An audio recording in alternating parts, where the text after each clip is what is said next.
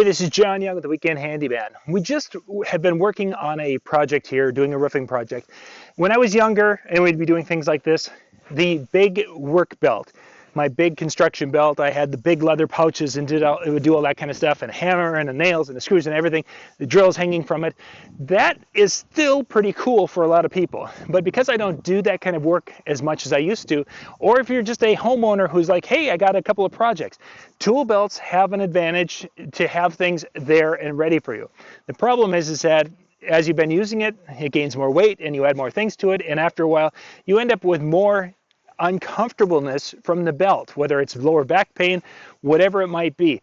So this particular project, I went and basically said, hey, you know what, I would rather have to take 2 steps to get something than to have to wear the belt. So I went away from that this time. I went with a couple of tool boxes here.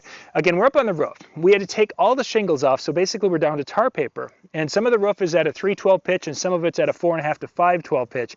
That 5/12 pitch is the concerning one because a lot of boxes, you put a cardboard box on it, on the tar paper, it's going to slide off. You put tools on that, it's going to slide off. You put mosquitoes on you and you get bit. So that was a problem. So what we did is we used 2 different boxes here, and I wanted to give you an idea of how they work.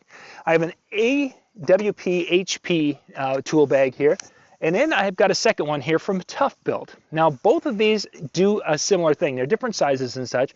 They've got pockets for tools and screws and whatever you need to have, and they've got things to hold, and they've got little clips. They're really designed to be customized for your application, whatever that might be. Whether if you're doing, having your tools, your screwdrivers and chisels and different things in here, you're good to go. I decided to, use these to hold our tools, and I didn't utilize all the small pockets. Yes, we did. Like the kids used this one. We needed a drill bit in one situation. If there was some garbage, it went into that kind of a thing. We had the things that, if you needed that screw, they dropped it in there. So we used these. There were some positives and negatives to both of them. First off, they both have, look at the ToughBuilt here, they've got rubber feet on that. Let me just bring it over to you actually, show you a little bit better. And these are still kind of full. They've got rubber feet on those. Those little rubber feet made it so that you could have this up on the roof and you weren't having the problems with it sliding. And this was the same with both of them. They both have got rubber feet. The ToughBuilt can kind of come around the side a little bit more, whereas the AWP were pretty much just on the bottom and they're a little bit smaller. Both worked fine with it when it came to not sliding down the tar paper. Secondly is the ToughBuilt, as you might have noticed, has a flexible handle. This the straps. They can be taken apart so you can access all the tools inside. I could move things in and out, so I just left it together. This was okay, but sometimes it was like in the way. I would rather have had it stay up here so I could grab things easier, but it was okay. It's got the little spots inside. I've still got, again, tools. It's got more of the little tool spots inside of it, and it also has different inserts you can put in here to hold like a card of screwdrivers or something. But it's got a lot of different things. We'll do a full video on it once we get back into the office.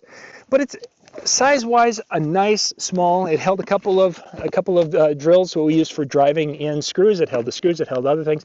But we had a lot more things because we had 2 teams. Hence why we had 2.